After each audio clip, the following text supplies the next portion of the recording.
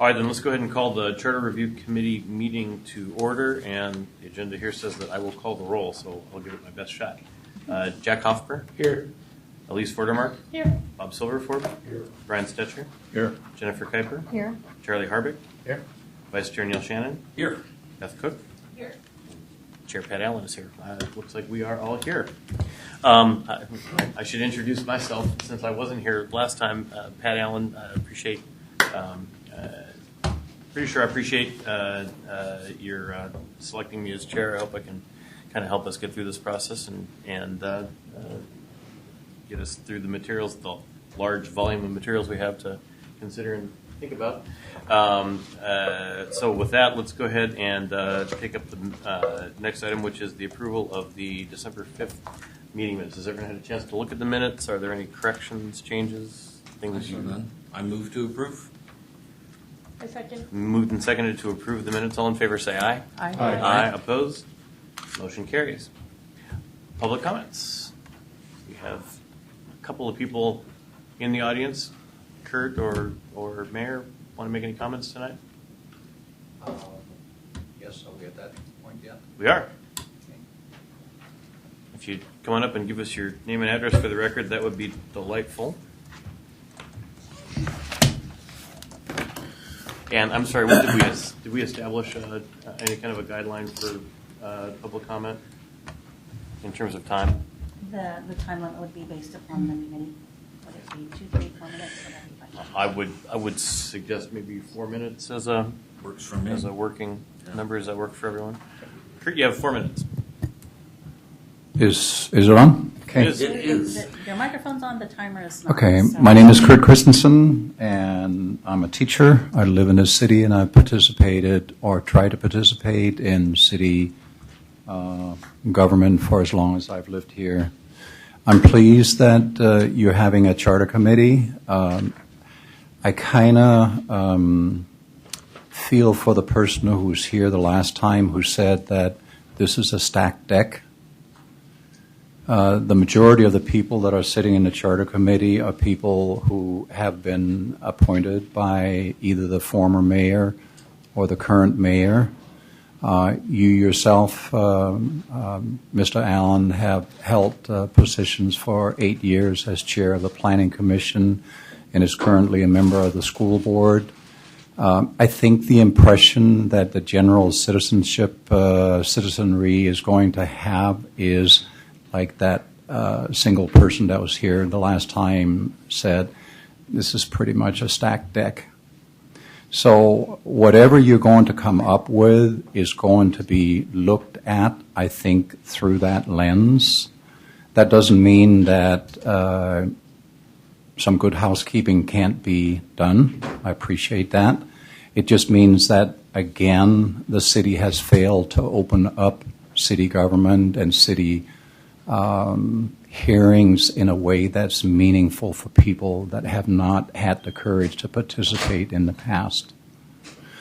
Last time I passed out some suggestions that I had thought about and other people have shared with me. If some of you have not received that, I'll be glad to give you a copy. I've had a brief moment to look at some of the things that the rest of you have submitted. I like the idea that you have public comment up front, very briefly.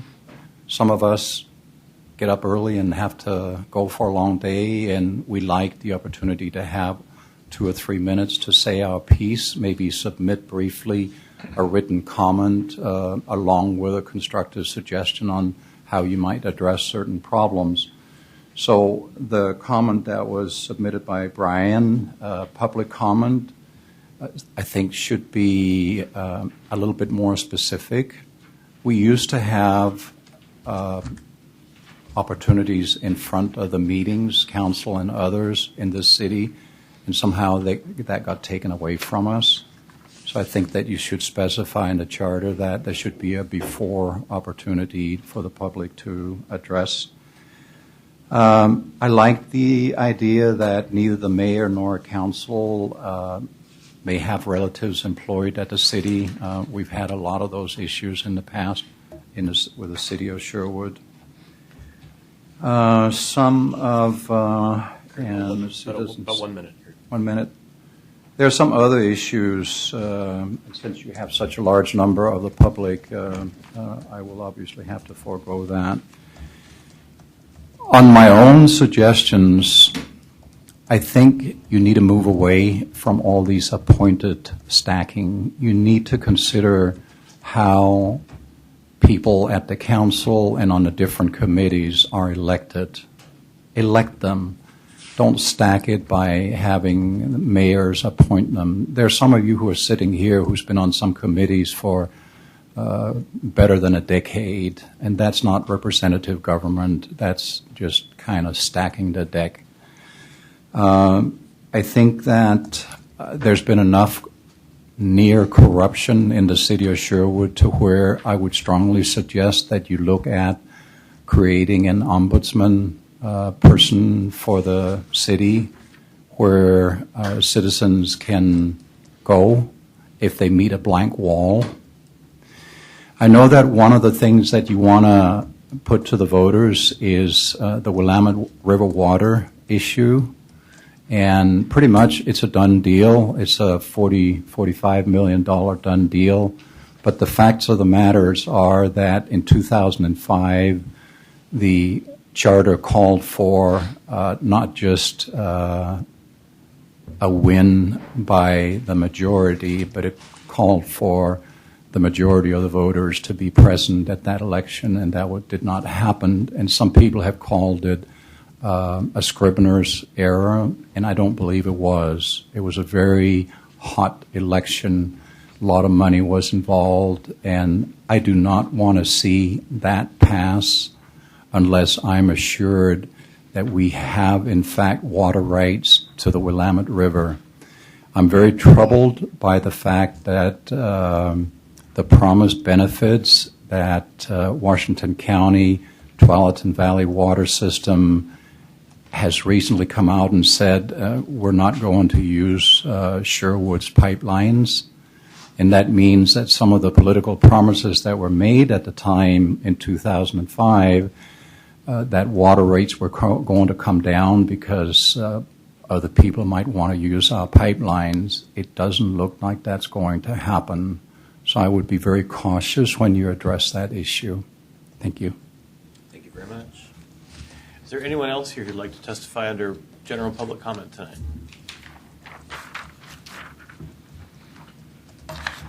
Seeing one person getting settled, making sure he doesn't want to testify.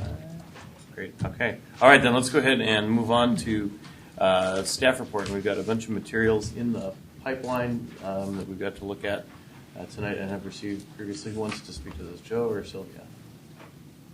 I'll go ahead and speak to them just to introduce them into the record. Mm-hmm. So received in front of you and as well on the back table, you have comments received from Brian Stetcher, a one-page document. The footer indicates those comments from Mr. Stetcher. You have a one-page document from Jennifer Kuiper.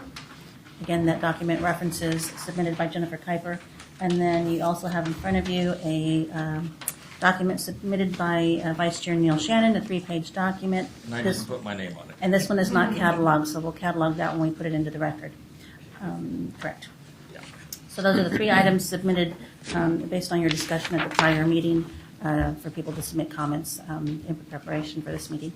Yeah. And then were there any of these documents you particularly wanted us that you wanted to walk us through? I'm noting particularly the calendar. Correct. So also at the last meeting, there were documents that this committee asked for. You received via email the League of Oregon Cities Model Charter. Again, an item I'll introduce into the record.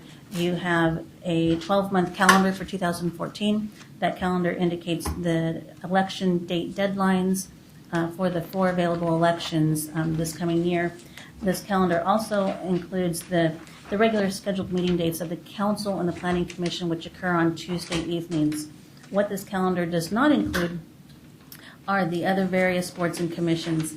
Their dates and times have not really been established other than the standard. For example, Parks Board meets the first Monday of the month. So the 2014 calendar hasn't been populated yet by staff. Bottom line is I wanted to present this to you for a couple different reasons. So you know the election dates that we have targeted for this next year, and also to help you determine your meeting dates. So as you look at this calendar, don't necessarily be concerned with the other boards and commissions because they can easily meet in the room right next to us. Because this committee here is being videoed, we prefer that this committee stay in this room as much as possible. So this is just an opportunity for you to look at that calendar and select your meeting dates. And so as I'm looking at this calendar, and I apologize if you guys talked about this last time already, but the deadline for the city to file for the May election, which would be the election that we'd be aiming at for issues particularly related to elections of councilors and mayor would be March 20th, and backing up, would March 18th be the last date then for the council to consider whatever our work product would be? No, the council would have to consider your work product at least 8 weeks prior to that deadline. What we talked about, Chair, at the last meeting was upon an election date, upon this committee providing recommendations to the council will have to consider those. Ballot titles, explanatory statements will have to be drafted by the city attorney. The council will have to adopt those. So there's a process after this committee concludes on your amendments, at least an 8-week process that the council will need to consider those amendments, draft, adopt, and then file, and then allow for a 7-day election noticing. There's a 7-day period once we adopt and post the title, ballot title, that someone can challenge that ballot title. So that noticing has to occur as well. So what's the operative deadline that we need to get our materials to council? Basically, what I would recommend is you look at those various election dates, the March, April, September, and November, and go back 8 weeks from that date. So if you go back 8 weeks from that date, if you want to target that particular election, count back 8 weeks, and then look at the various council meeting dates and kind of go from there. I'm getting March 18 is 8 weeks back from the May So- election. So basically, the next feasible election day is going to be the May one. Right, and back 8 weeks from that is March 18. Yeah, roughly, yeah. Okay. Yeah. I'm sorry, let me just wrap up the rest of the documents. I just wanted to explain a process that we'll follow. As this committee, unlike a lot of the other boards and commissions, Planning Commission and Council, they receive a packet in advance of your meetings. Those packets are available to the public. This committee, you really don't have a packet that we're producing any time frame prior to your meeting. So as you receive documents via email in any other fashion, those documents are part of the public record.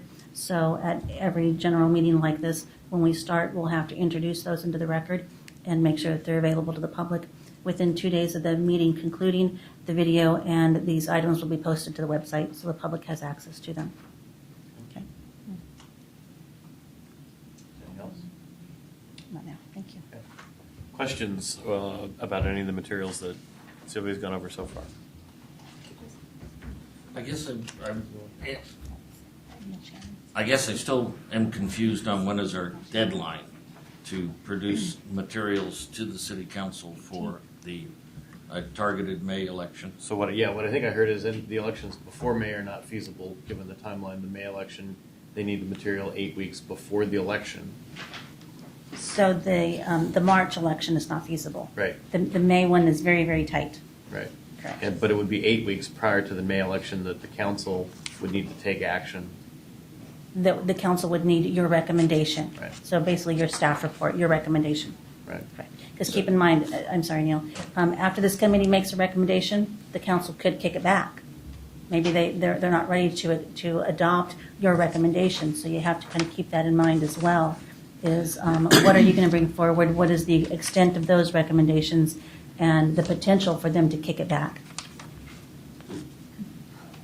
So I guess what I think I understand from that, Neil, is if we want to put things that are going to be applicable in the November general election on the May ballot, we've got until sometime in March to get that done. But the faster we get it done, the more time there's the opportunity for iteration back and forth with the council to work it. I kind of targeted in my own mind the March 4th city council meeting as the drop dead. Okay. And packets for the council are prepared a week in advance? Generally, yes. So that would make our target the February 25th or so, right? Does that make sense to people? So Yeah, that answers my a question. couple of months. Couple of months to deal with those issues that we want to get on the whatever we want to get on the ballot. Other questions? Beth, did you have? I just Yeah, want to Bob. clarify. We don't have to submit everything at one election, though, right? If we have say a package of items that we want to submit, we could have some prepared for, as Neil says, the early election or that March 4th day or whatever, and then later on come up with more and continue on with the committee. Is that correct? That's my understanding. What I think I took from That is correct. What I think I took from watching the last meeting was there was a notion of, there's a tight window if you want to have the next election of councilors and mayor covered by any changes we might suggest, and those should probably be our top priority time-wise, because once you miss that deadline, then you're really 2 years out before you could have anything like that take effect. But anything else we can take however long we want to take, but Okay. subject to council's patience, I guess. Other questions or thoughts about the calendar or any of the other material that we've got? All right, if there's none, then it looks like the next notion is to start looking at Chapter 3 and Chapter 5, which are those chapters of the charter that deal with the council and elections.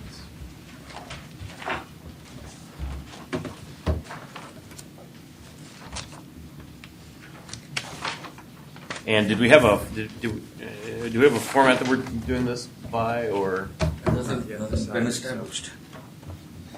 so? What are people's pleasure about how we want to try to work through this material? I just as soon kind of go section by section as we proceed through. We may end up backtracking if that reminds us that, I meant to ask about this earlier, but linearly seems to make sense. Okay, does that work for everybody? All right, then Chapter 3 starts on page 2 of the charter. And I think what I'm just going to do is kind of call out each section. I won't read it word for word, but kind of for people who might be looking at this later, summarize what that section is and see if there are things that we particularly want to call out and discuss.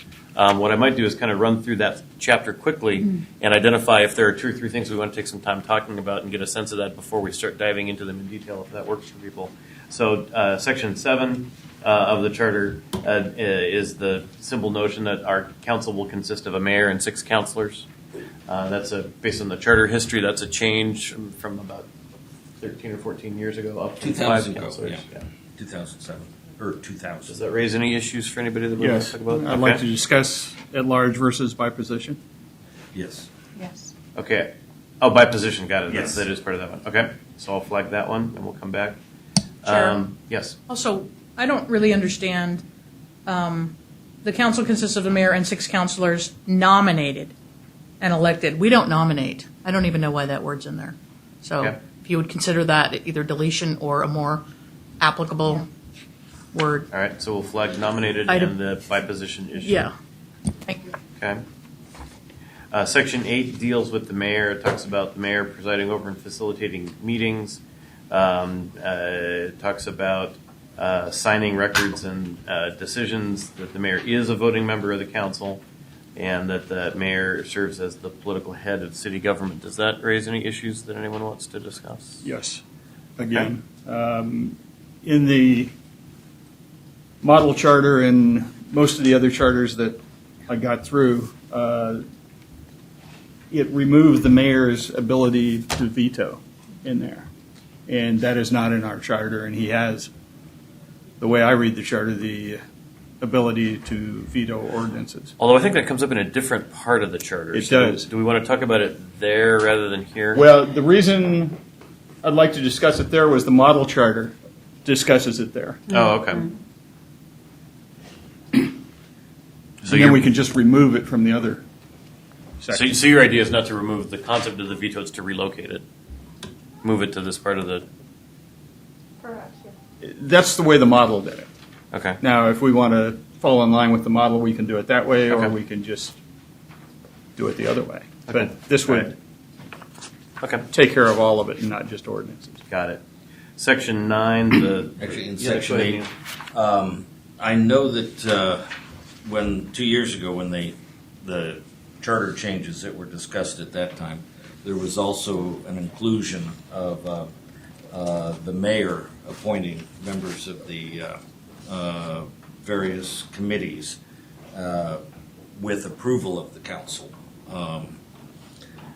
I'm not necessarily particularly in favor of that, but I do want to at least bring it up to the fact that it was in the proposed changes 2 years ago.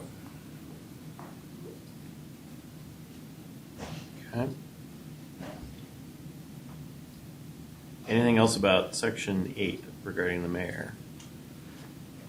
All right, then section 9, the council president, provides that the council president is elected from amongst the members of the council and presides in the absence of the mayor, and acts as the mayor when the mayor is unable to perform duties. Does that raise any issues for anyone? Okay. Section 10 rules, the council must, by resolution, adopt rules that govern its meetings. Does that raise any issues for anyone? I did yeah, have go ahead, Neil. one question to Linda. What I'm curious about is on the website, I downloaded the council rules dated 2007. Then the rules have not changed since then? Well, yes, but I don't think, this is just me talking. The council must, by resolution, adopt its rules to govern its meetings. That is not necessarily a document that is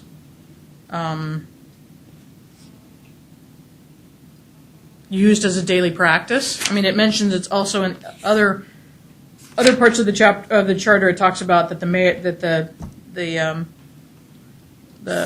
I'm trying to find it. The city council will, follow council rules. And so, no, they haven't changed since 2007. We did review them in You had a work session. October, I guess. Right. And we had made some suggestions about removing some issues and cleaning things up, but we have not revisited that yet. So the only body I'm familiar with rules are legislative bodies, legislature, where each legislature is, when the legislature convenes, it is a new legislature and must adopt rules for that legislature, and they don't live beyond the legislature. That legislature effectively ends and is replaced by a new legislature. And so when I read this context, I think of the council similarly, that after an election, it's a new council. And so I would think this would be something that even if it's readopting the same stuff, which often is what happens, that would be a periodic action, but it doesn't sound like that's at least the practice. Do we know if we should be doing it that way, or? Well, I can tell you that in 2000, do you remember the effective date of council rules? May of 2011. I asked. April, okay. So if somebody can remember where it mentions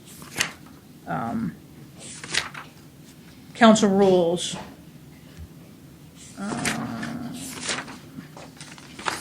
I'm not sure. Anyway, I made a mention. I asked, where are the council rules? Because at that point in time, in my opinion, we had counselors were being extremely unprofessional and rude and interrupting each other, not letting each other finish a sentence. And then 2 months later, we had 11 pages of rules, none of which we were consulted on. Okay. I should short circuit my own question and not let us get too far. Yeah, but I don't disagree that we should talk about this topic at some point. Yeah, if you're going to refer to how we conduct business, I think every council should be a part of that adoption. Whether they vote aye or nay, at least every year they review it and Right.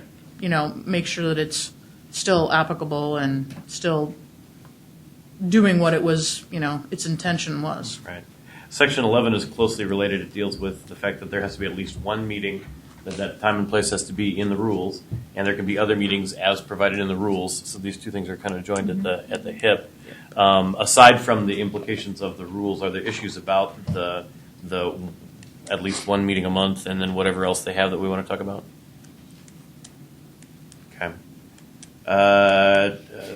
Section 12 is quorum. It's the specification that a majority of council members is a quorum to conduct business, and a smaller number may compel attendance of absent members, which would be fascinating. In the council rules. Yeah. Anything there that we want to talk about? That's a statutory thing, I think. Yeah. Isn't it? Or is that a model rules? All right. Yeah, Jack. Well, it's not abundantly clear what the hell that means. So, Okay. So we may want to talk it through just to make sure we have a common understanding of it, and maybe clean up the wording to make it more plain language. Okay.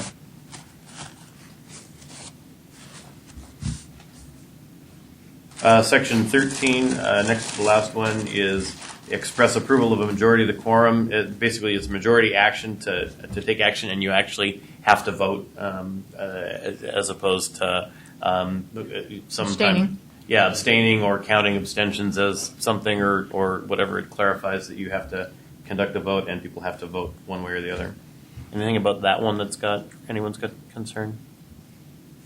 Then the last one in Chapter 3 is the record. And again, this ties to the rules that there needs to be a record kept in a manner consistent with the rules, and I presume consistent with state law as well. Yeah, and if I had one opinion, that would be one that the language, in my opinion, should say by state law or public meeting law versus by the rules. Okay. All right. So what I think I've got so far, and in my mind, is in the context of we can always come back to these as we find something else somewhere that makes us think something is a problem. But what I've got so far is we want to talk about what nominated means in elections by position in 7. In 8, we want to talk about veto and committee appointments, which exist potentially either have been proposed for elsewhere or exist in model charters elsewhere. And this is where we would want to have that conversation. We want to talk about the rules clearly. We may need to clarify the language regarding quorum, and we may want to clean up and make consistent with state law the references to a record. And that's what I've got, I think, out of Chapter 3. Does that work for everybody? 2 more things. Sure. Sections that aren't there Okay. that I would like us to at least consider. Public comment, and I provided some words for that. Kirk thought maybe we should expand on those. They were kind of short.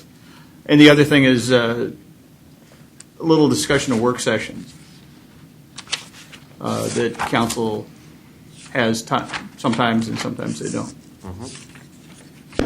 And the ability to the public to access those. Right. Any other topics that are not dealt with here?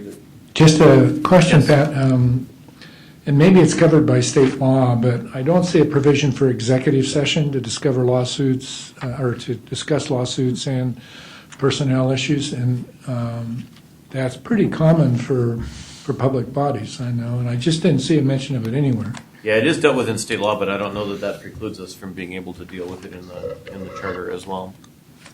Yeah, Sylvia, did you want to comment? I reviewed the document submitted by Brian Stetcher and just glanced over the document submitted by Jennifer, so I didn't spend a lot of time on that Jennifer document. But a lot of the language, either in the charter and or recommended language, we do have to abide by state law. State law, public meetings, public noticing, executive sessions, all meetings except for executive sessions are open to the public. So there are standards by state law. So I would recommend as you guys look at those to consider, rather than developing your own where the state law supersedes, just put language that we would abide by the state law. Other topics that we want to make sure we get in Chapter 3. In that case, before we start discussing in detail, I'd like to kind of do the same process with Chapter 7. That way we kind of get an idea of how much stuff we want to try to manage in the time we have tonight. So if we can flip to Chapter 7, that starts on page 4. And we'll just do the same thing. This is a little bit longer, and I imagine we may not get past too many of these without wanting to talk about them in more detail. Section 24 is counselors. Basically, 3 counselors at each election for a 4-year term. And then there's reference to when the charter is adopted, which language doesn't really operate any longer. Any issues about that, Bob? I think this goes back to what Brian brought up previously. It says by position. By position, again, And I okay. think Yeah. by position versus at large ought to be explored. Got it. Yeah. And the other thing that we would probably want to be taking a look at, both for the councilors in the next section and mayors, is discussions on whether or not we want to consider term limits. Okay. And also, what does after adoption mean? After adoption of what? The charter is the, The way charter. I think I read that. This version of the charter, which was modified with respect to the number of counselors back in 2000. Okay. Someone will yell at me if I've got that wrong, right? It's not clear.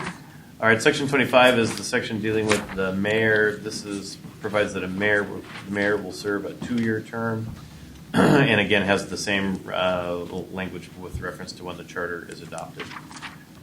Yes. Sir. The length of the term and term limits for them. Okay. Okay, so I have a question. Mhm. It says at every other general election, what constitutes a general election? Is that every 4 years general election? General election would be in November. And there's a general election every year.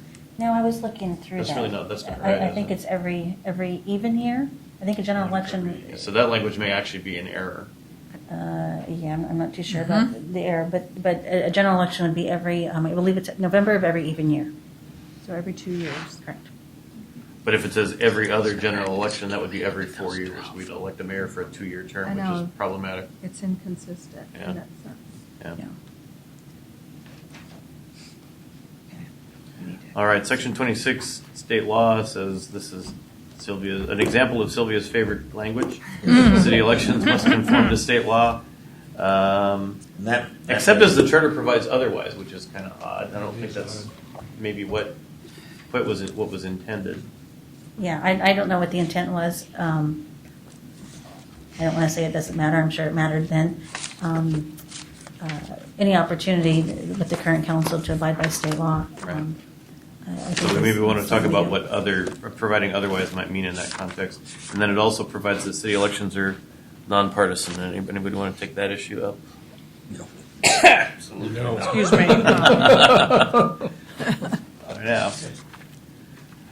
Section 27 are the qualifications. This is the part that talks about you have to be a qualified elector, meaning you're allowed to vote. You have to live in the city for a year prior to election or appointment. You can only be standing for election for one office. Nobody can be an employee. Council is the final judge of election and qualification of its members. Anything there that anybody wants to take up? A couple of things. Yeah, The city council had, in one of their bullet points, asked us to consider an 18-month residency rather than a 12-month. Also, there was some minor language changing that was suggested 2 years ago for item B. Just, instead of no person, a person may not, and so on and so forth. And then they also considered adding an item D, which I thought was a good idea, which was neither the mayor nor a councilor may hold another state or local government elected office. So I thought that was a good idea. Was that state or local office or state or local elected office? State or local government elected office.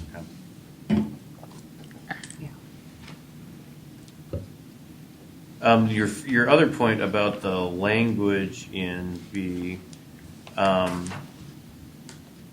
I just sort of generically, we might want to talk about how we want to handle grammar cleanup as distinct from sort of policy choice kinds of things. Housekeeping issue.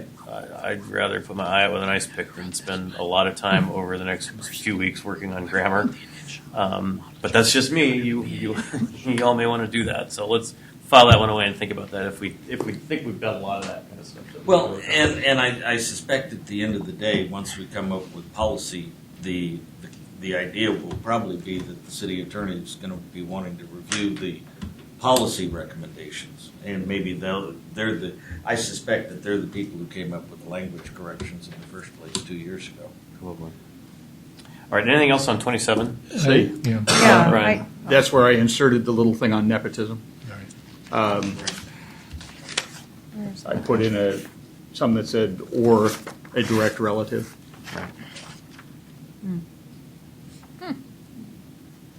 Okay. Jennifer, you Yeah, have one? just real quickly, on D, the council is the final judge of the election and qualifications of its members. So I'm just wanted some clarification. Being the final judge, what does that mean when the qualifications are really made clear in A, B, and C? Does that just mean that the council will look at A, B, and C to determine and make that final call that that person is eligible? Yeah, so I'll take a stab at it, and you guys can correct me if I'm wrong, but what frequently happens with qualifications is, does he really live in that mobile home full-time, or does he actually live over outside the city limits, Okay. and that's his mailing address, and ultimately someone has to make a decision about. So maybe final verification? Yeah, I hated Of the word judge, qualification, because too. judge sounds like it's, Yeah. I don't know, it's a little Sounds like bit- municipal judge, and we Yeah. don't want to I confuse. wonder if it's, you're Okay. verifying. All right, so we want to take a look at that, how D is worded, and be clearer about what it means exactly. Okay. Anything else? Jack, did you have one? Just one thing on nepotism. Are there state laws regarding nepotism? I know in Colorado, the Supreme Court decided in Colorado Supreme Court that nepotism was okay. So, Yeah, that Jack, I can't answer. I'm not too sure. Yeah, but we can certainly come back with that if you want me to look into that. Anything else on 27? All right, 28 goes to the issue of nominations that came up earlier in its manner for a person to be nominated to run for mayor or councilor. I basically heard a lot of confusion earlier about what nomination even really means in this context. Is that fair? So we might have a question of whether that's language that for some reason is legally necessary to election law, which could be, but beyond that, we've got some confusion about it. Again, that comes out of the model charter. Okay.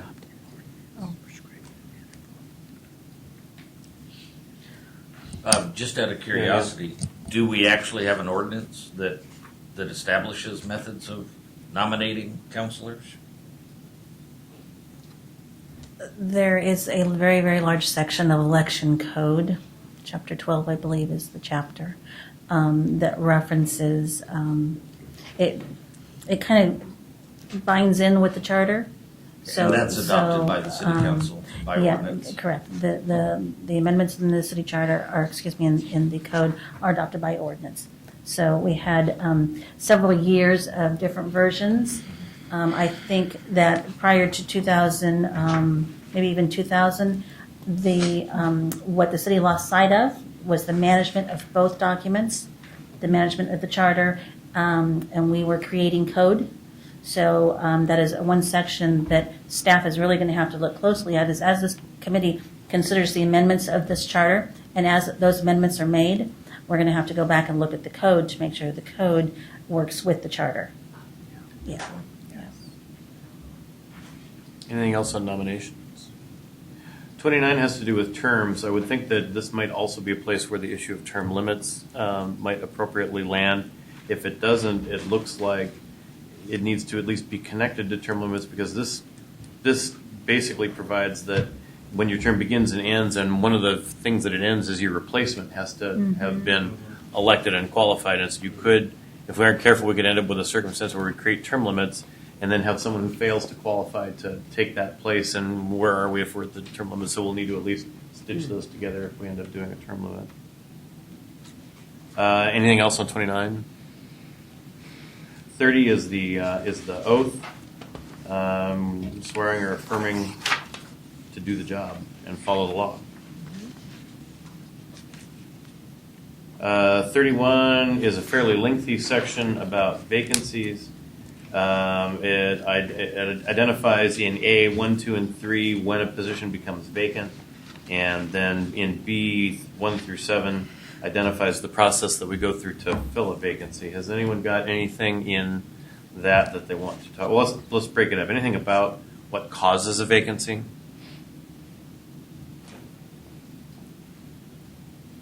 All right, then in terms of what to do about a vacancy, are there issues that we want to take up there? Again, a suggestion from 2 years ago was the addition of the assuming another state or local government office.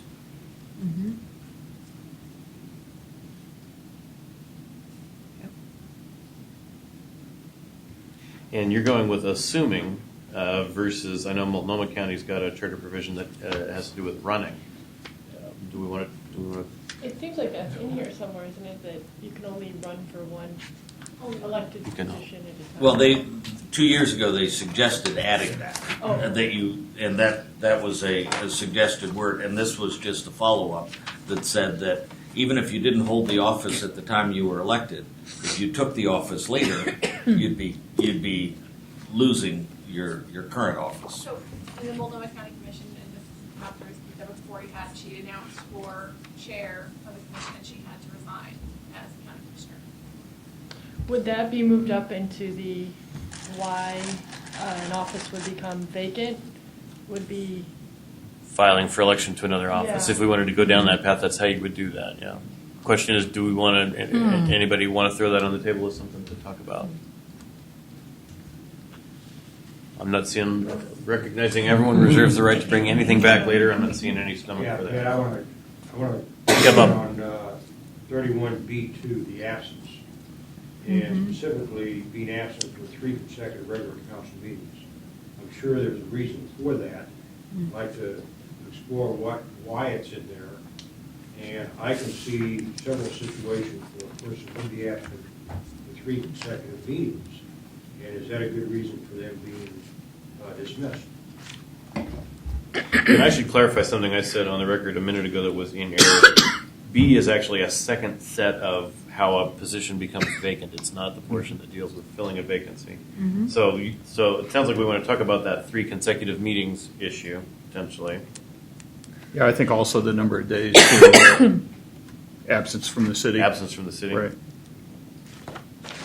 But, I mean, point out that is without council consent. So, I mean, ideally, if someone is going to be absent, due to illness or due to military service, comes to mind, I mean, that they would have received council consent. Could you speak into the mic so that Sorry. we can hear what you're saying? I was just saying that, this specifically says, without council consent. And so I'm trying to think of instances why someone would be gone for that length of time, for longer than that, without having received council consent. So the council consent applies to the 45 days, but not to the 3 meetings. Okay. The way that, so it sounds like B2 at least is something we might want to work over a little bit. Well, and keep in mind, though, that a counselor can attend a city council meeting by telephone, at least as established by council rules. Okay. But I can see, making sure that they were going to be gone for more than 3 meetings, or even 3 meetings, making sure they have council consent, but I would like to have a mechanism that it could be removed if they weren't fulfilling their duties. Okay. Anything else on 31? We're mainly on B, but 31A or B. The other issues have to do with resigning, being locked up in jail or prison, resignation, those kind of things. Chair Allen, I have a question. Yeah. So ceasing to become a qualified elector under state law, which is B4, can you clarify what that means, Sylvia, please? Ceasing to be a qualified elector under state law. The qualified elector could be one of 2 things. It could be a qualified elector of the city, which it does not specify of the city, versus a qualified elector of the state of Oregon. So you might want to consider that language. Do you want to have in there that clarification? Yeah. So right now it's vague. It's not specific as to either one. Okay. Item 3 is already fairly clear as far as ceasing to reside in the city. So.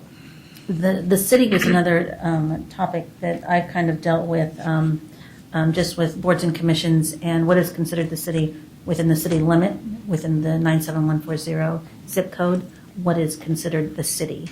The definition that the prior councils that I've worked for, and I believe even the Planning Community Development Division, said the city was within the city limit. So maybe some language there to clarify that if that's the direction the committee wants to go in. Anything else on that one that we want to talk about? All right, then the last section in this chapter is 32, filling vacancies. And this basically outlines the process of what to do if you're relatively close to an election versus relatively far from an election. It establishes the definition of relatively close and relatively far. And the basic notion is when do you fill it by vote versus when you fill it by appointment, and you get some various permutations of filling it short-term by appointment, longer-term by election, and or not by election at all, and all that kind of stuff. That's what's in here. Do we want to talk about any of those issues? I just think there's some wordsmithing that needs to be put in there. It's clear on if 13 months or more remain, the next or 2 sentences after that, it says a mayor accounts for vacancy, etc. If we put in if less than 13 months remain, I think it'll make it clear. Okay. That's good. And if we, in other sections of the charter, change the length of office, we may want to consider changing the length of absence. Oh, yeah. For example, if we move the mayor from 2 years to 4 years, that may change when you would want to declare the seat absent. Okay. Anything else on 32? All right, then. Chair Allen, Yes, sorry. ma'am. So, in a previous situation, we had a counselor pass away, and then the next election there was an appointment, and then the next scheduled election was May. So that counselor was elected, but not seated until August. Was that a function of the date of the election or the calendar of meetings? Well, we had to first wait to have the election certified, correct, Sylvia? Which usually Correct. takes like 3 weeks or something. So we adopted that, and then I don't think we had. So this was We May. probably didn't have a second meeting in July, but I don't really understand why you would wait 2.5 months to seat somebody who won an election in May. And so, we talk about the term in which the person, currently it's a position, but the office that's vacated, if there's 13 or less months, you appoint. But when are you required to appoint? Can you just leave it vacant? That's my question I'm asking you to ponder. Yeah. And maybe you Because think it's it's fine. It's but- section 29 that basically says your term starts at your first meeting after you're elected. Well, but that can't happen because we have to certify the election before, Washington County. Well, because you're not elected until the election's certified. Exactly. So either we need to maybe change that they should be seated after the election's been certified, and then we have to adopt each election by resolution and then send that resolution back to Washington County. So there's another. Okay, so I flagged Potentially- it that we want to talk about that in the context of when a term begins in 29, and we may want to Right. fiddle with either the language here or the language in 29 to try to, or not, Close that gap. to try to deal with that. Close the gap. Yeah, I'm Time or something. for discussion when we get to it, but I'm not sure what the gap is exactly. Yeah. What your duties as a counselor are before, out of the context of a meeting, but we can get to that when we get there. Anything else on 32? So then the list I've got, which not surprisingly is longer out of 7, is again the by position issue, the term limits issue, length of terms, some clarification on a couple of language issues, one of which is what it means for ordinances to provide other than state law. Nepotism language, Oh, okay. considering the length of residency, specifically 18 months got tossed out. Cleaning up the language in 27D around final judge to make it clear what that function is. Again, clarifying what the nomination language looks like. A notion about I made a comment about other state or local elected. Prohibition on serving in other state or local elected office, which is as distinguished from what's already in the charter about not running for more than one city office. And then several things related to the vacancy provisions about mainly around definitions and cleanup, as well as the filling vacancies. That's the list I've got there. Does that You're there? Does that work? For me. Okay. So I'd like to make a suggestion. And it's this: as we start thinking about how we might want to change or not change these provisions, I wonder if it might be useful for us to spend a little bit of time kind of going up a level and thinking about what do we want the charter to do for us? How do we want? What are the values that we want to express as a community through the charter? And maybe we don't say that any more complicatedly than a few bullets or a couple of sentences, but kind of the idea of we want this charter to be more whatever or less fill in the blank, to give us a little bit of a lens of how to assess whether we think a particular provision is a good provision or a bad provision, or how we might want to try to assess that. Does that resonate for anybody, or does that sound like it would just be extra time? I think it's good, No, and I think it's useful, yeah. useful just in reflecting on the values that we have posted on the wall to make sure that is the document that we're living by is our Constitution, reflecting the values that have already been adopted in the city. Quality services, citizen participation, partnerships. Jennifer, you were gonna. I agree. Yeah, I think that's a good starting point. I think we do need to talk about it. Jack. And I can't see over there, so I'm not sure what it says, but anyway, to me at least, I think the charter should be very accessible by citizens. That when they see it, they understand how the administrative and the legislative powers of the city works, how people get elected, and what their duties are, generally what their duties are. And particularly the relationship between the administrative side of the city and the legislative side of the city, so that that's clear to citizens as well. In other words, what does the mayor do? What does the city manager do? What does the council do? That's clear in the charter. The only other thought that I have, and it's kind of, I know I brought it a little bit in some of the stuff I was talking about, and I think Brian did too, is that it's kind of like a Bill of Rights. I think it does try to establish some minimum levels of citizen protection or citizen participation in the activities that allows the citizen to step forward and say, this, establish some sort of control, whether it be nepotism or just for the right to be able to stand up at a public meeting and make a short statement. So kind of a little bit of a Bill of Rights there too. Couple of things that I'd add in this context. I think that a value that ought to be encompassed here is the notion of transparency of city government, that where we can make decisions that improve the people's business being done in the public eye. We should do that, and then accountability. And what I mean by that, and maybe it's a little bit fresh just because of what the last year or so have looked like, but the notion of if you're unhappy, what do you do about that? Where do you go with it? What are the mechanisms by which we hold people who make decisions on our behalf accountable for the decisions that they make? And then I would add just one more, and that is on Chapter 2, under Section 6, under distribution, I think it's the fourth sentence, it says, the council exercises legislative authority by ordinance, administrative authority by resolution, and quasi-judicial authority by order.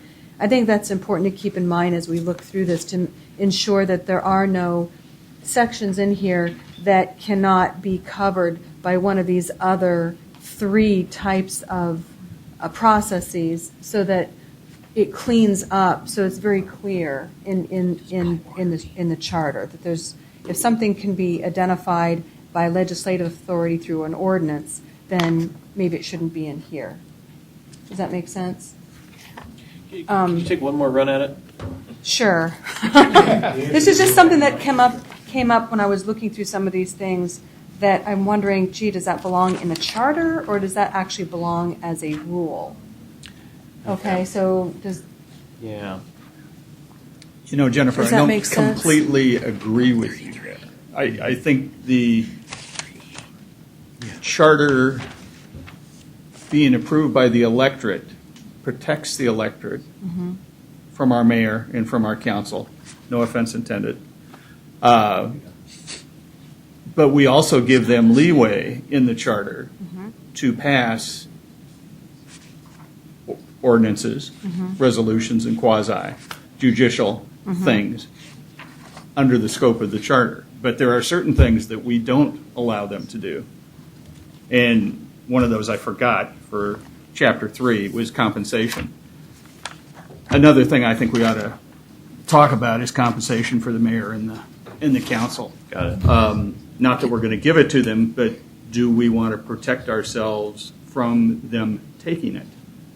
I would like to just clarify then what I meant by that. For example, the information on solid waste incinerators, that's what I'm talking about, those kinds of things. Yes. A solid waste incinerator actually should not necessarily belong in a charter,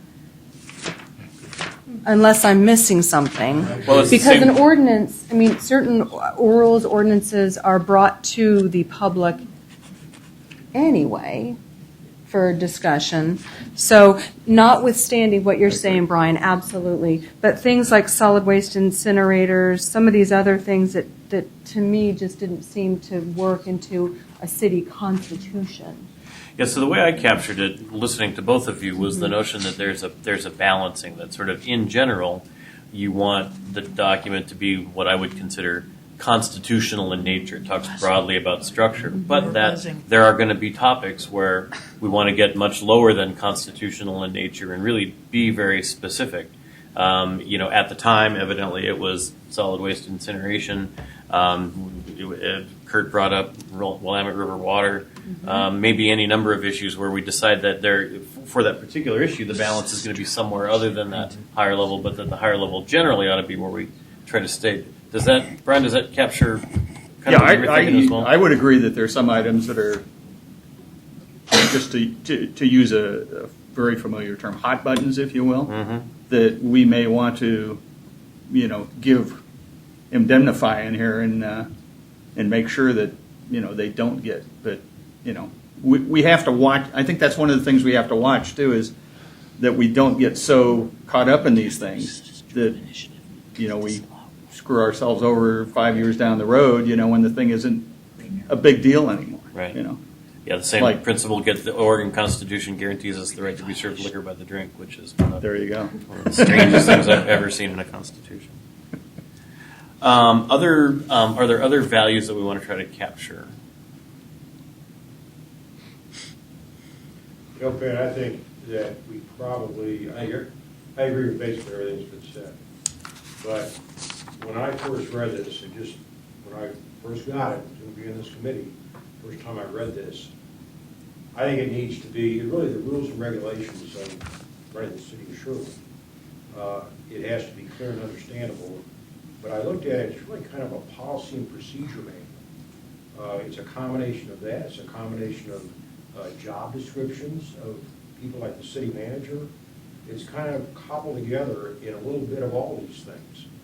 And if that's what we want, then that's what we have. And we should improve it so that it's clear and understandable, and that every citizen knows how this city is run. I don't know that a document like this needs to go into great depth on the values that we want for the city or that are inherent in a charter. I don't want to make this more than it really is intended to be. Okay.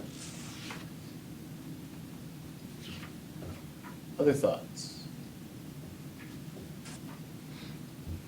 So, Bob's comment notwithstanding, let me kind of sum up what I think I've captured as a little bit of a sense of what we'd like, the lens we'd like to use to look at these kinds of things and see if that kind of gets a general notion of it's a consensus of, not that it's binding on anybody, but yeah, that's kind of a good statement of our lens, that we want to be consistent with city values, that we want the document to be clear and understandable, almost like a user manual that you can actually use.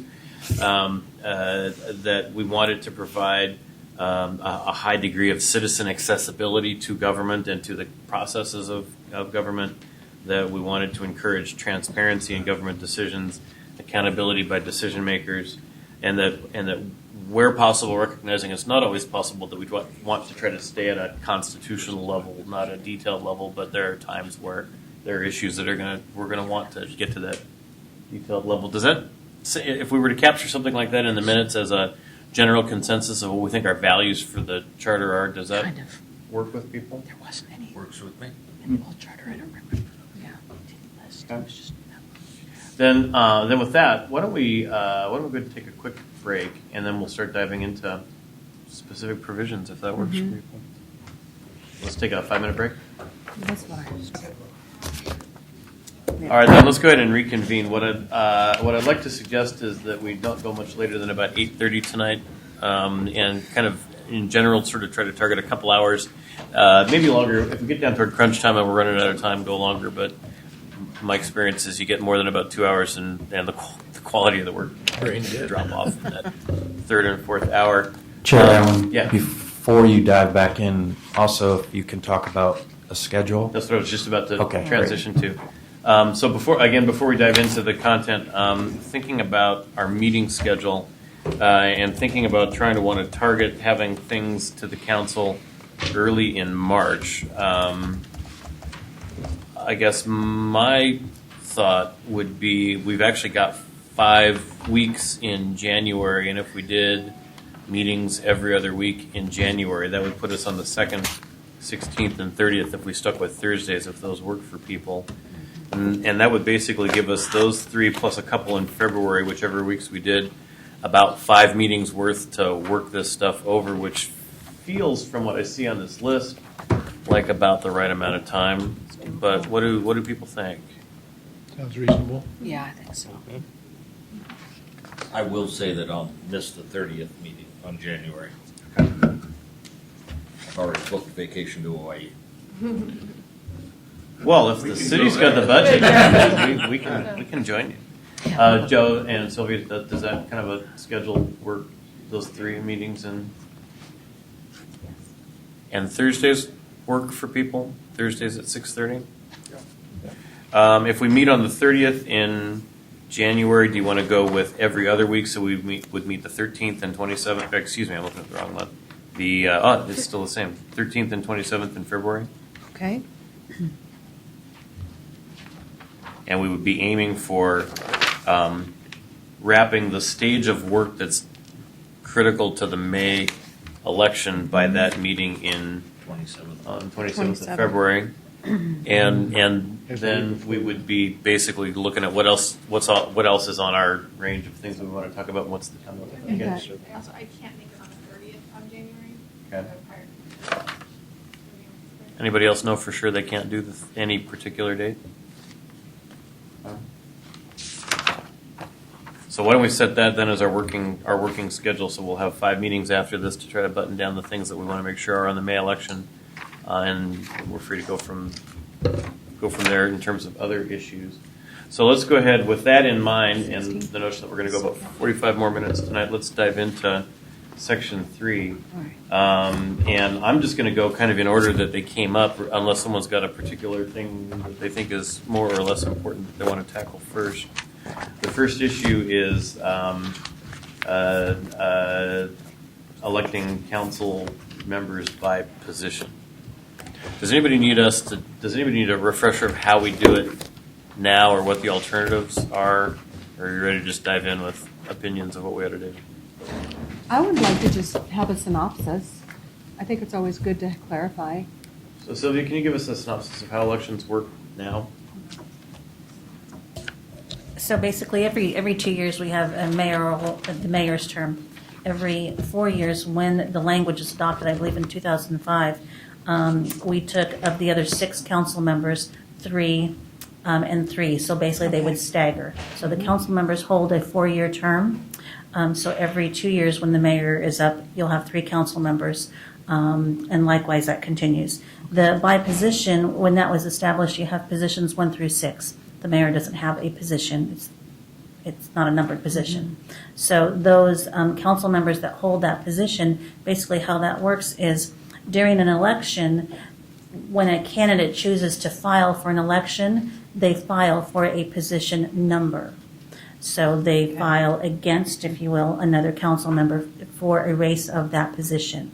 If you have multiple people filing for that position, what you have is the winner would be the one who ended up with the most number of votes for that position. Okay. So you could have, in a case where 3 or 4 people running for a position, that position has no more or no less power, it's just a number. Right. And no one running against another. Right. What you risk potentially is, let's say a candidate, a council member number 6 doesn't want to run, or he files and he withdraws. He withdraws his candidacy, and then other people, is it too late at that point to fill that position? Mm-hmm. So you kind of risk that when you have by position. And it's important to note that you don't have districts or wards or others, so. Right. So I suppose we could if we decided we wanted to do that. Mm-hmm. So, because I've heard that the phrase "at-large" has gotten tossed around a lot. In my way of thinking, "at-large" has to do more with geography, because everybody here is elected at-large because they're elected to represent the whole city versus Oh, okay. a district. So Sylvia, theoretically, if I want to run for a position, I am going to pick the position that I think I can beat the incumbent, theoretically? You could, yes. That could be your purpose for running, if you will. Or put Absolutely. differently, you might have a particular incumbent who you think isn't doing a good job and want to run to get rid of that person. Right. Right. Yeah, either way. Right. But basically, it just allows for a reason to run versus, from the information I've received, versus I just want to be on the council. I guess the other topic we may as well stick in here would be the notion of we don't have runoff provisions right now, so a plurality of votes wins. Is that right? Correct. There's language. I recall seeing language, and I don't know if it's in the code, It is in the code. in regards to runoff. What does it say? Yeah, I don't recall. You would think that would be in the charter, though, if we. Excuse me. It's either in the, I've read it too. Mm-hmm. It's either in the number of votes that separate the candidates or a percentage. I just don't remember which one it is. So we do have runoffs? Or is that by state law? I'm sorry. I just recall seeing it somewhere. I've looked at a lot of information. This information, the code, the state law. I recall seeing it somewhere. I can't say per se that it was Sherwood. What I can tell you is, in looking at the municipal code and the charter and our rules, it's really, really important that we as staff, when it comes to the charter, the amendment of the code, really consider the amendments of the charter. So we should probably figure out whether we have runoffs or not, huh? Yes. Yes. All right, so with that as context, what Well, let's talk about at-large. Sure. This changed, right, at some point? It was at-large once, and it changed the position? Correct. That was, I believe, in 2005. And May so- of 2005. So how did the at-large part work before 2005? The at-large part worked, it was the highest number of votes, for council. So if you had 3 council positions up for that election, you'd have those 3 individuals listed on the ballot, and the ballot would indicate, please vote for 1, please vote for 2, please vote for 3. So let's say you had 3 open positions and you had 7 people submit candidacy. So you'd have all 7 listed on the ballot. Those individuals, those 3 that got the highest number of votes, won the seat. So then could I vote for 3 people on the ballot then? Correct. Okay. Correct. Yeah, I ran for council in I think 2000, and there were 13 candidates for 4 seats or something like that, and it was the top, whatever the number of slots were, top vote getters. You have in your materials other cities that operate differently, and I'm just looking at West Lynn's. It looks like West Lynn has the system, the opposite system of us, where the top 3 or the top 4 vote getters. So if you want to look at language of a community that operates the way we used to, you can look at the West Lynn Charter specifically. I looked at most of those charters, and I think almost all, if not all, were at large. I think Sherwood was about the only one I saw that was by position. Jennifer? Yeah, and that's actually Wilsonville. was my question, is of cities that are Sherwood size, what's the standard there? And it sounds like it's at large. Seemed to be. Okay. Basically, think- feels exhausted. I think both Tualatin and Wilsonville are by position. That sounds right, just from my recollection of signs. I have Wilsonville as at large when I read through it. Okay, Wilsonville at large. We can do that research Yeah. and bring that back to you. Can't That's remember easily that. an easy Okay. answer just with some research. So. From one of you historians, was there a compelling reason to make the change in 2005? What were the arguments to go from at-large to by position? Since you weren't going to districts or any kind of geographical election, why was there a need to go from at-large to by position? Everyone's looking at poor Linda. So the last time we had an at-large election was in 2004, which is when I joined the council. So as Pat put it, there were 7 or 8 people running for 3 seats, and so the members of the community voted for the top 3, and those 3 were myself, Dan King, and Dave Lumen. So in 2005, we were seated.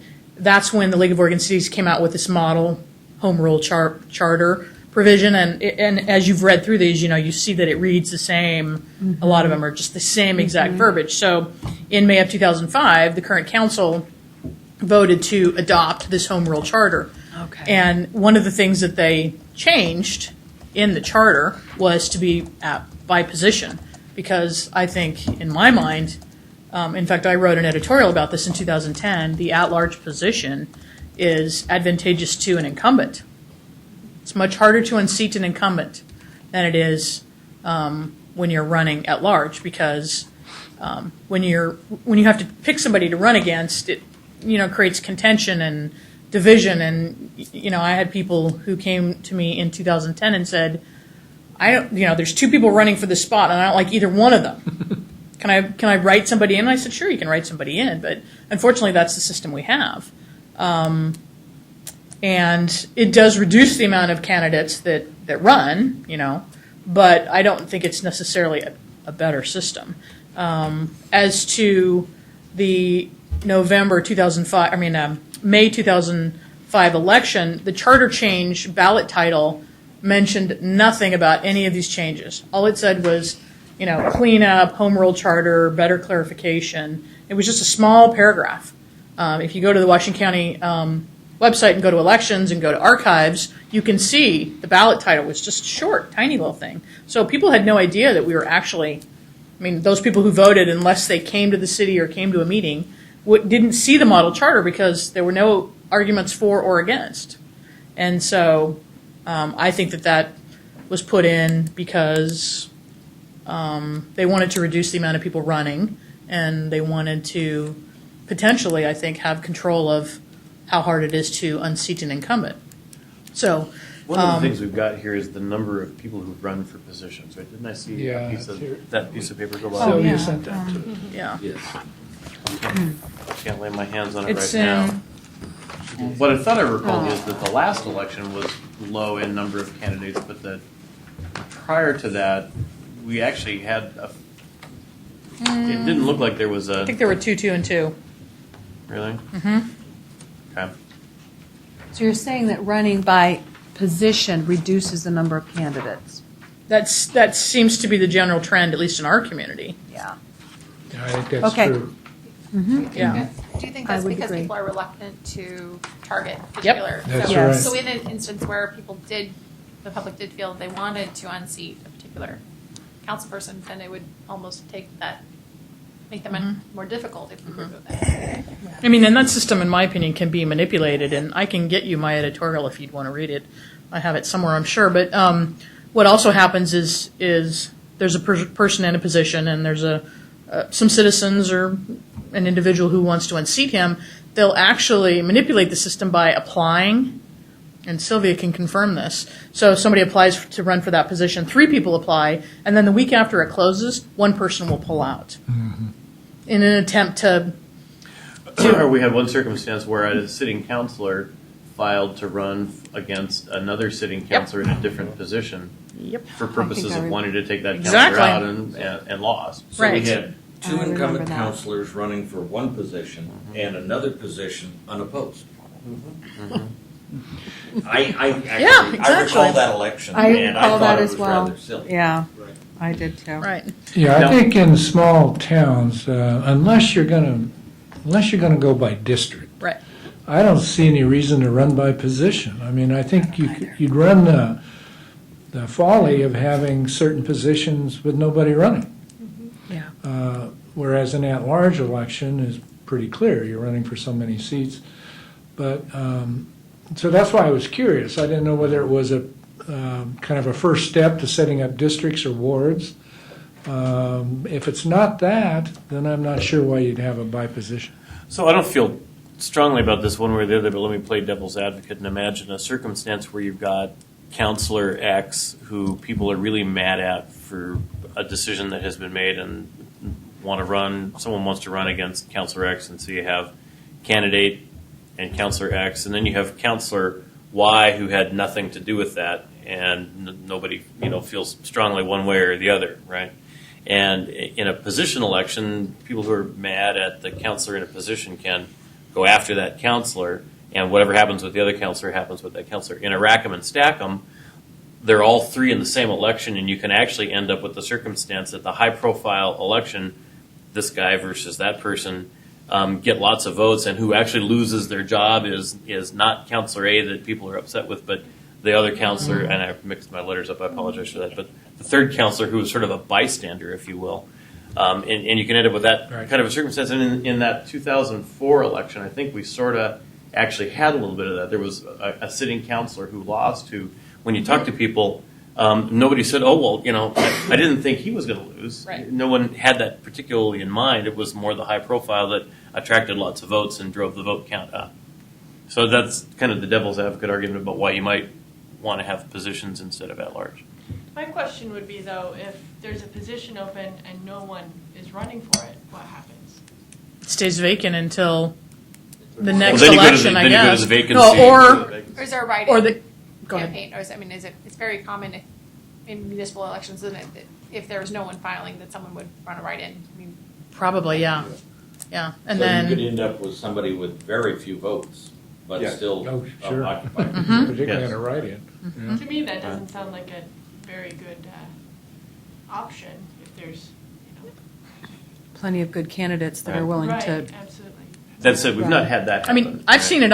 If I recall on previous ballots, I mean, it's usually for something that's that's nonpartisan, like a soil and water district. It'll be empty, vacant. Nobody will have applied, and I don't know how those jurisdictions handle it. But if nobody ran, I don't know if we'd want to appoint or they just hold another election for that position the following May or November. I But think the write-in candidates would.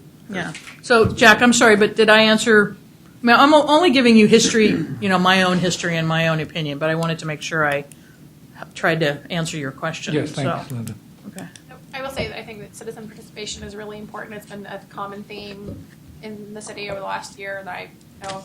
And I think that maintaining the ability for citizens to say, okay, I want to vote for a particular candidate or not vote for a particular candidate is important.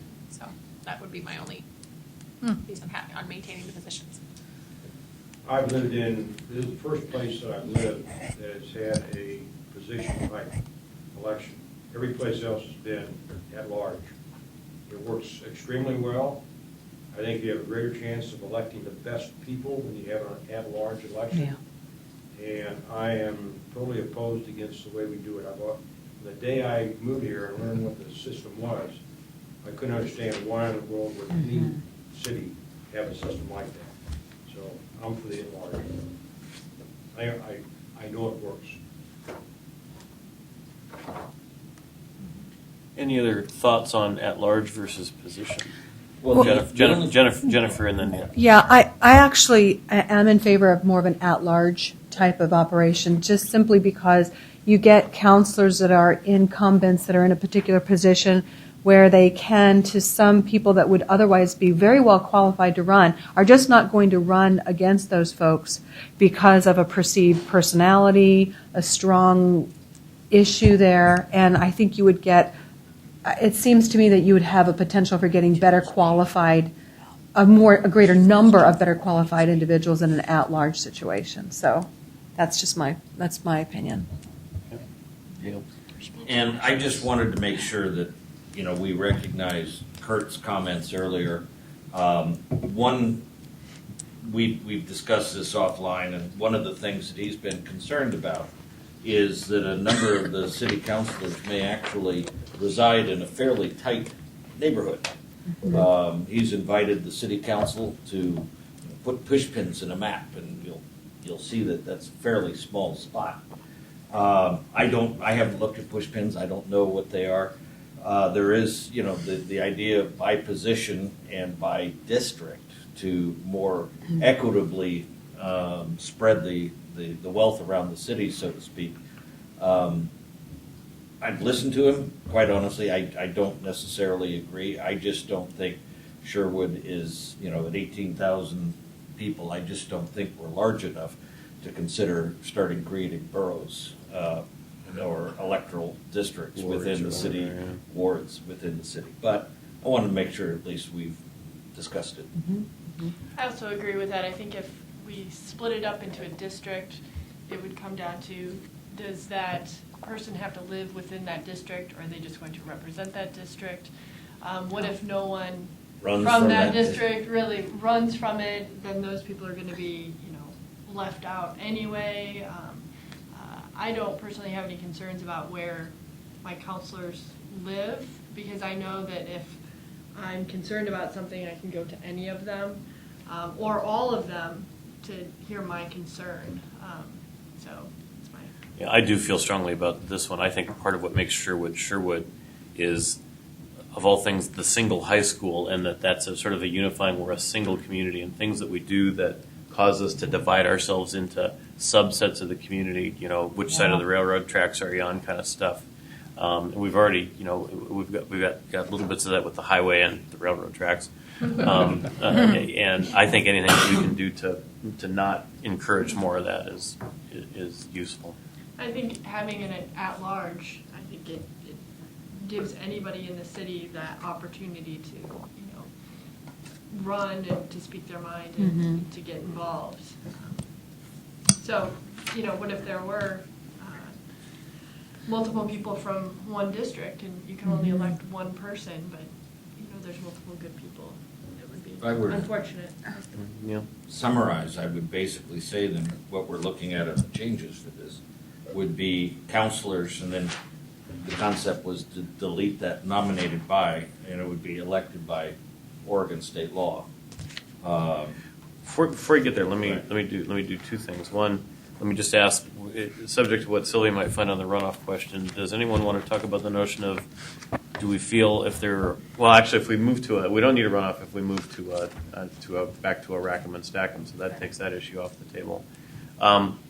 What I'd like to suggest, instead of talking about tinkering with the wording in any place, I'd like to use where we've come up with this stuff as the place to talk about the issues and come up with some consensus of what we think the answers to the issues are, but actually have where they go be a little bit different or a separate conversation so that we can kind of make it back to the notion of being readable and understandable rather than get hung up on exactly how to start constructing sentences. At this point, Joe, did you want to jump in? Before you possibly move on to another topic, we're probably going to ask you, is there additional research or information that you would like staff to bring back to you?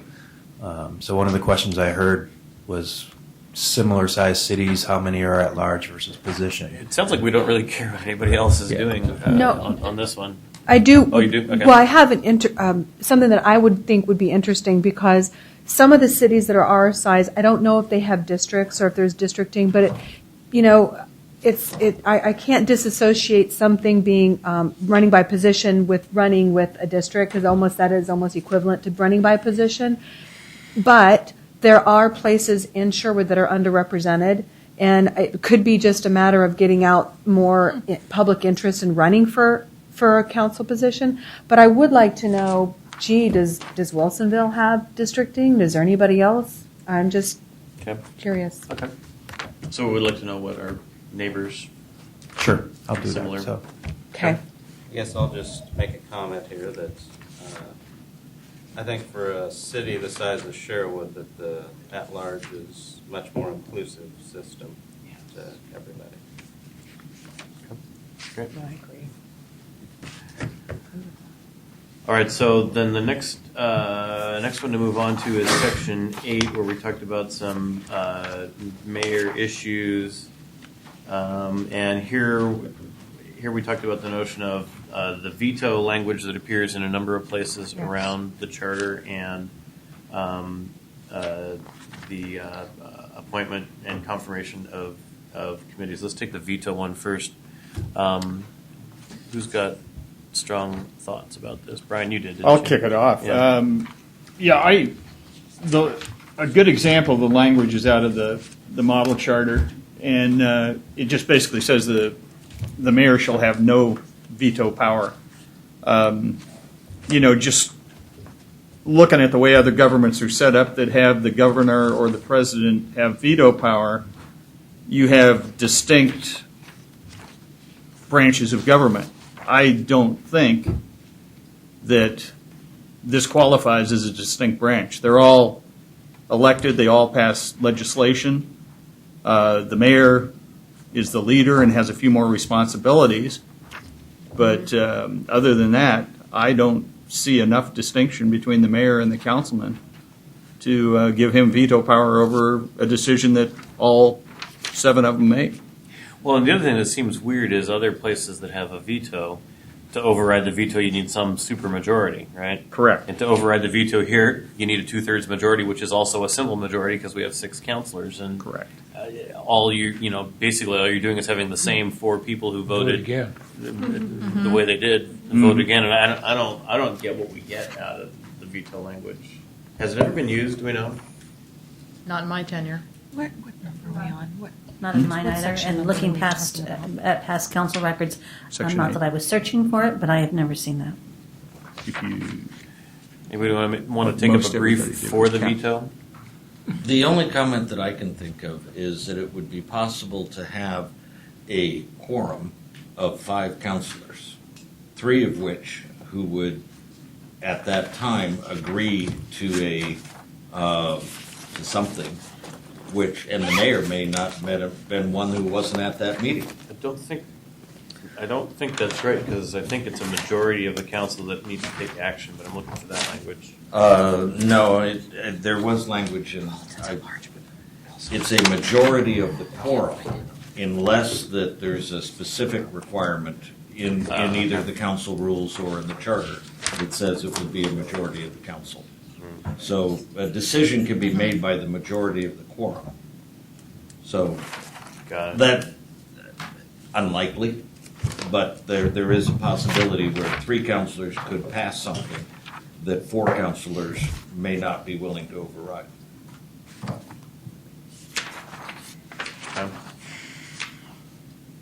How long has that happened? I believe it has happened in the records that I provided to you, the past history of charter changes. If you notice, when we had, the council had a 5-seat council, you'll have 1, maybe 2 individuals absent, 3 present, 3 still being a quorum. So you had 3 elected members basically indicating changes to the charter. So you kind of have to look at, now granted we had 5 members at the time, You kind of have to look at that, the number there. And you also risk the fact that you have absences. You risk people abstaining. So there's a couple different things that you should consider.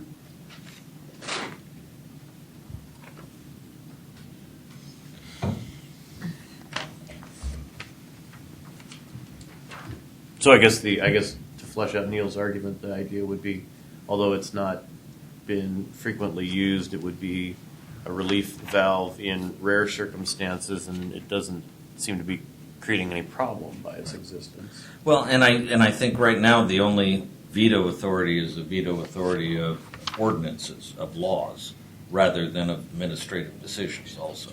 That's what I've been looking for here too, Neil. The only reference I see is section 16E on a mayor veto regarding an ordinance. Yes. That is it. Is that it? Yeah. That's the only Okay. call out in ours. All right. Right. Thank you. So what do we think? Veto yes, veto no? Want to think more about it? Don't know what to think? Well, I overestimated our productive time. My opinion is it's neutral. It doesn't create a problem, so I'm not sure we need to fix it. I guess I would agree with that. So if I may add, the language indicates veto in ordinance, in the case of ordinances. So if you think about an ordinance that comes before the council, ordinances are voted on by a roll call vote. You have the mayor have an authority of a veto.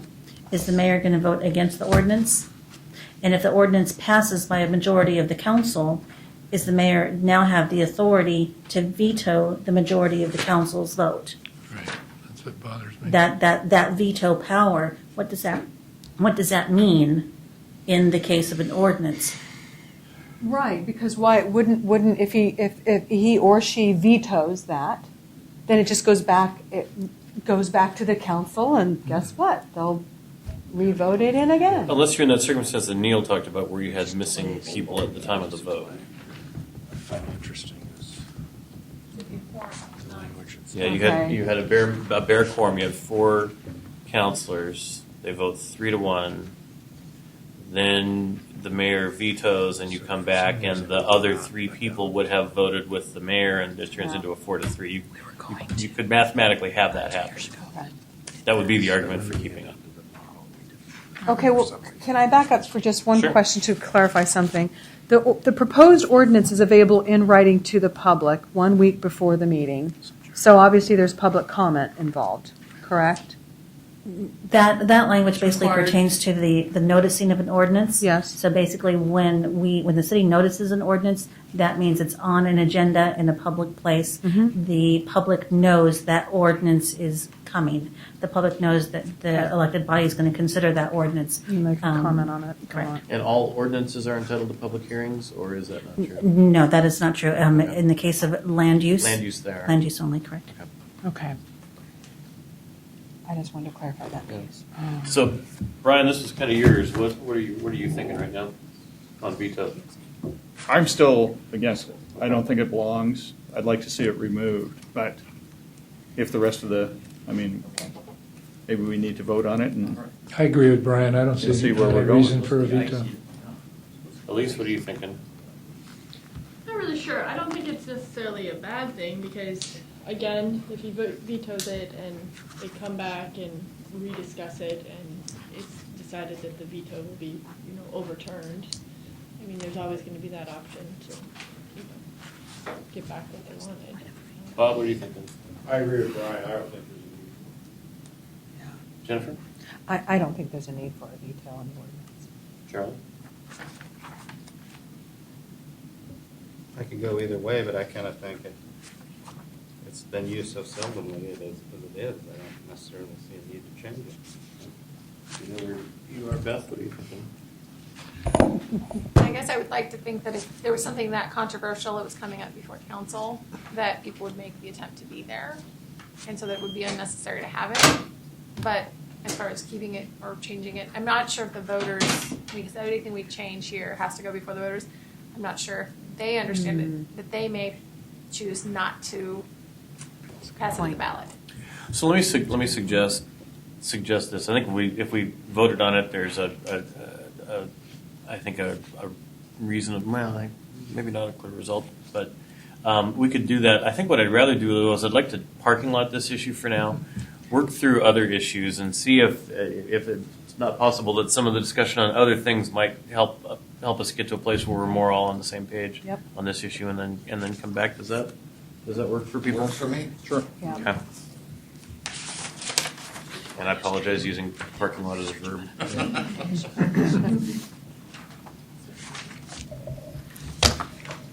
Chair, do you want any additional research or Does analysis? anybody need to know anything more on this? Jennifer? Like what other charters Okay, do. well, I just have a quick question. Why is the, and again, it might be just my ignorance of civics here, but the mayor can veto ordinance, but not the other two pieces of authority that the city council have, which is, Resolution. help me out here. And quasi-judicial. Yeah. Resolution and orders. Why, I don't know why, I can't answer that question. Okay. I think probably the original intent was because an ordinance is your own community's law. You know, you pass an ordinance that says you can't, Spit on the you know, you have a noise ordinance. And so you probably every community has a different noise ordinance. And so people didn't want that, you know, a small group of people passing a law that affected everybody in town without supposedly giving the mayor the opportunity to veto it and maybe bring the issue back. That's the only reason I can think of. Okay. So, speaking from a planning perspective, I mean, I know that when applicants come through with, you know, that's part of the quasi-judicial, they're going through a lengthy process already by the time they get to council. And so for them to be kicked back into a veto process, I mean, you development projects, those kinds of things. So I would hate to see those types of things tied up potentially in the veto situation. Well, and with state law with 120-day. Right, exactly. There's Pulling other anyway. statutes. Okay. Huge issue. All right, so we're going to park that one and come back and see if we get to a place where maybe we've got some consensus, or we'll just do an up or down vote and see where we're at. It seems to be unusual language based on other charters, so we'll do a little bit more research because I'm curious. So it sounds like we're probably going to have sort of a list of what do other charters do, and maybe a sort of a matrixy kind of an answer to that globally. So we may as well throw this on the list and get that back as part of the matrix.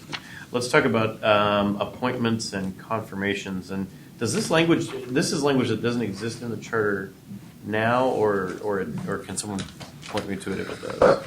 I just want to bring it up for discussion. I'm not in favor of it. But 2 years ago, they did suggest that the mayor, with the consent of the council, appoints members of the commissions, boards, and committees established by ordinance or resolution. That was a suggestion that was made 2 years ago in the council chamber. There is actually, if we go just above Chapter 3, a current requirement in our charter that the council appoints members of the commissions, boards, and committees established by ordinance or resolution. It is my intent, I would like to keep that. But I wanted to bring it up because it had been proposed as a charter change 2 years ago. Quite honestly, I still would like to see the council involved in the appointment of the committees rather than just voting on a recommendation from the mayor. And so the way I've experienced this when I've been involved in planning commission is that usually it's whoever the council liaison is to that commission that is involved in some kind of a process and makes suggestions to the council, but it's the council that decides. Is that uniform across various? Yeah, it's same with boards? Parks Board. No, Jack, at what least is it? on the library board, they go out and ask for candidates, and you go through an interview process with the board. Same with the cultural And arts with the With the- council with the full board. liaison there, yes. With the commission, the Cultural Arts Commission, it's anyone who wants to apply can apply. Since I've been on there, almost 4 years, there's never been an issue of, the council liaison or the council saying, I'm appointing this person onto your commission. It's been, these people have wanted to be a part of the commission. As the chair of the commission, and Kristen Schweitzer, the community development Services director. and our council liaison has just interviewed the people to make a recommendation whether or not they'd be a great fit for the for the commission. There's never been any appointments, per se. And what you just described is how planning commission has done it. There's been an interview, anybody can apply, and there's been an Right. interview process with Right. So that's structured pretty that much was like something that. that I was kind of, as far as the over here, language, it makes it sound like the council says, oh, I'd like to take this person, and I'd like to take this person, when that has not been my experience. Appointing has just been kind of a. Formality. Exactly. So I guess the question maybe to throw out to us is that what the charter provides is sort of the legal mechanism. The council, it's the council's decision. The council is responsible for who they pick. Sort of by practice, we've got a fairly, although it varies a little bit, it sounds like from place to place, we've got a practice of a fairly broad process to do that.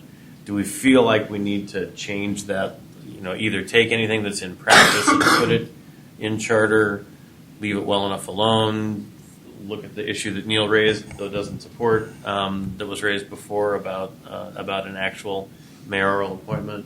Any stomach for doing anything other than leaving it be? I think I'd leave it alone. I think it works, and the council ultimately does approve them, and that's what this says, and I Right. think that's fine. But I they don't aren't think the you ones need that to. select I don't think you need to lay out in there The process. how it gets to the council. Brian? The thing that's a little not quite true with the way we're doing things is, yeah, our council does approve them, but I think the ones that actually select them are the committee chair and the council liaison. That's true. And I know that's the way it was in my case when I got onto Parks Board. And budget was, yeah, they, told me I was selected, and all I had to do to become official was wait until council went ka-ding. So it wasn't council coming up with the person. It was Right. the interview process was the one that selected the individual. Right. And so that it's not, the wording doesn't reflect what we're actually doing. That's my biggest concern is Yeah. that the general population reading this, they're going to read it and say, oh, well, they're appointed by, the council, which isn't entirely accurate. If you want to be a part, you go through the process and see if you've, got the qualifications and interest to be on it. So more like approves rather than appoints. Yeah, and I don't know if that's, legally appointing is fine, I suppose, if that's the case. It's just a general perception. What I've heard people say, oh, well, you've all been appointed by the council. Well, I wasn't really appointed by the council. I wanted to be a part of it, and I went through the process. Right. It sounds like there's a process in place that works for every commission. And it's really an issue of whether or not you want to put that in step by step, or just put the final step, which is the approval by the council. And let them otherwise work their own rules. So the thing that we should be cautious about, however, is our perspective is having all either currently or previously collectively made it through that process and having gotten onto one of the boards or commissions. And we ought to probably at least think strongly about if there are people or groups or whatever who feel that current process is exclusionary. Do we need to say more or less about it? But on the one hand, we could codify that process so that if you looked at what was here, it would track more closely with what happens. That would also take power away from the council, which right now could completely ignore that current recommendation process and pick somebody different. I honestly don't know what the right answer is in terms of, kind of the values that we've identified and what makes things more transparent. Well, I know we're not wordsmithing here, but I think that the word that's hanging me up is appoints. Couldn't you just as easily say approves? That doesn't mean appoint. It means someone else is, is that You can legal? also, so I'm listening to this, and I have a lot of ideas, Yeah. thoughts, process, procedures to add. You could add the language appoints by resolution, appoints by legislation, because that is what the council is doing. In the end, that is what makes that person official. So we do have various methods of appointing. We have code language for the different various boards and commissions. Some of that code language indicates that a member can continue for a second term by approval of the committee. So that's why your second term, you go to your committee, you say, I want to run again. The committee says, great, let's vote. Let's have you do a second term. Your second term, whether it be 3 or 4 year term, doesn't come before the council because the code indicates it doesn't have to. That's not the case with all the boards and commissions. The Cultural Arts Commission has I believe, a charter, doesn't necessarily have code. So it varies across the city with the various boards and commissions how those appointments are made. So I think if you're looking at the council being the final decision maker, maybe add by legislation. Okay. Another suggestion on this one, and this is a topic I probably should have thought about when we were calendaring. I've sort of in the back of my mind been assuming that at some stage in this process we would have some kind of a public hearing or gathering or input where people can look at and react to at least draft recommendations of what we have. Are other people thinking? Are other people assuming that as well? Certainly a good idea. We discussed it last week. Oh, did we? It's a Okay. good idea. No, last Okay.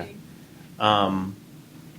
So for this one, what's going through my mind is if it's not broke, do we need to change it? We may not be the best people to judge whether it's broken or not.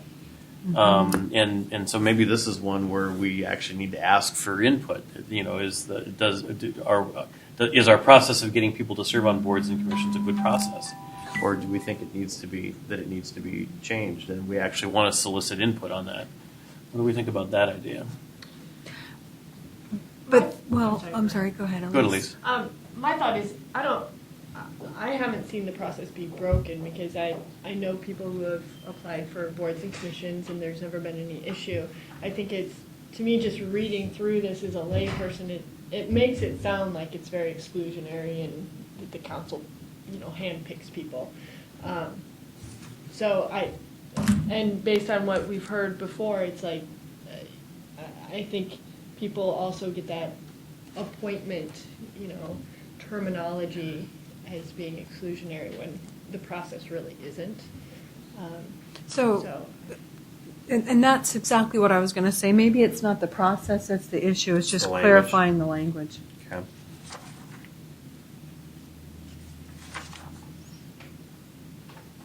All right, so here's where, back to thinking about changes that look like they deal with Chapter 3. Don't hear anybody saying that we need to take up the issue that Neil identified earlier about the mayor having special powers here.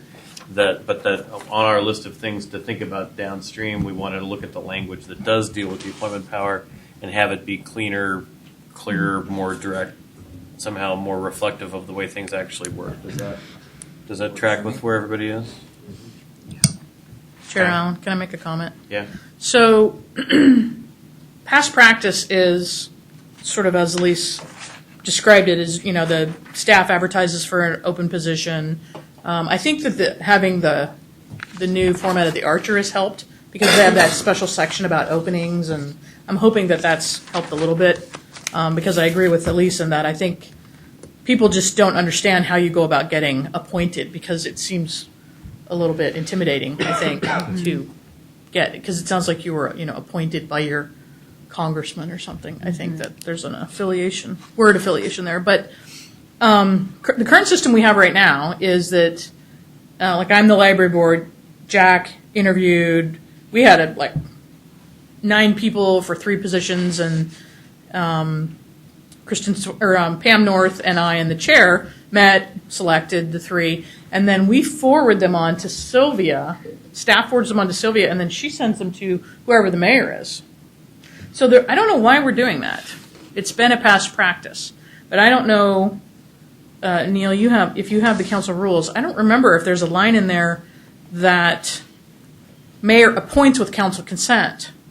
It does say that in your 2007 rules. Right. Yes. So there is a level of authority that he has, and I know people who were recommended and not appointed. Well, that rule sounds like it violates the charter. That's what I was pointing out to Linda. It seems like it's directly contradictory. Yes. Yeah.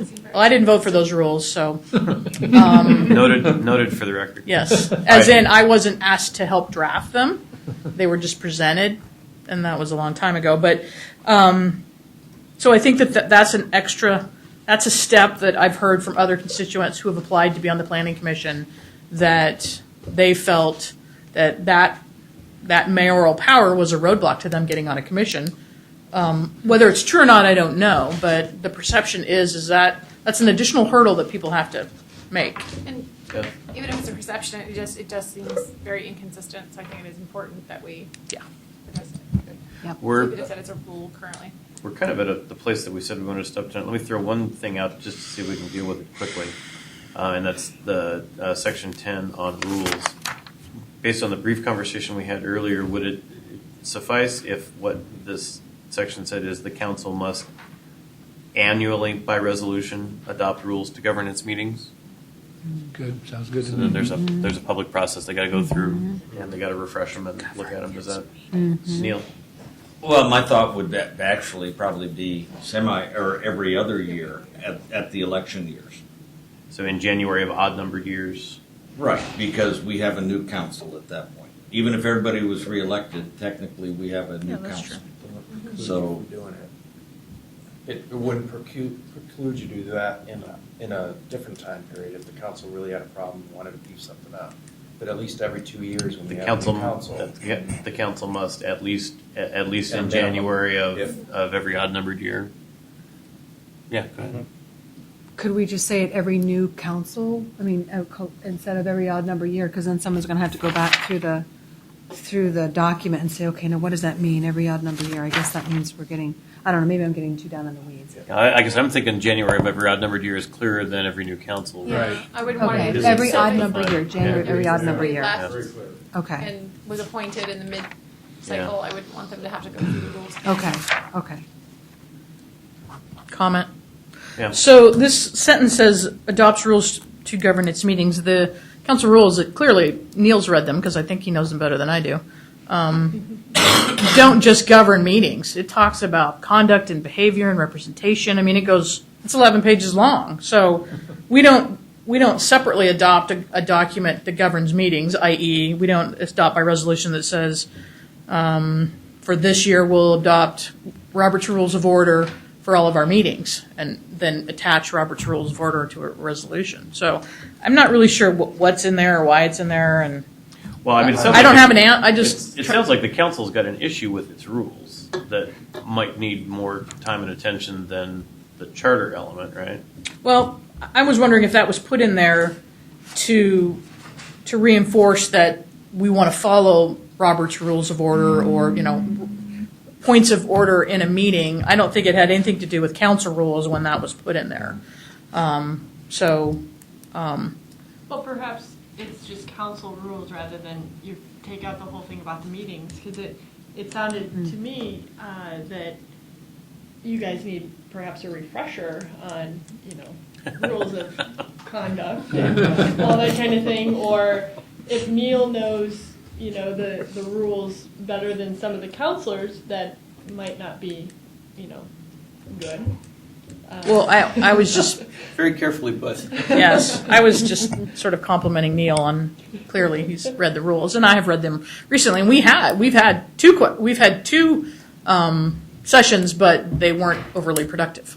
Well, it might be important too. I mean, if we put it in January of the odd number years, if there are new counselors, that they need to make sure that they know what the Exactly. council rules are. That I don't see it being a problem for counselors who have been on for, I agree. to be refreshed. So do we think the charter needs to provide for rules, require that the council have rules broader than rules of conducting its meetings?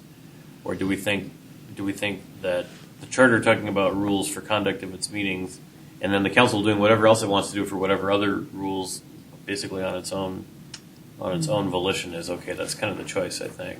I think almost leaving it a bit vague as far as just govern, or adopting the council rules on a biannual basis, or something of those lines, where we're not here to tell the council how they run their meetings. That doesn't need to be in the charter, I Right. don't think. Right.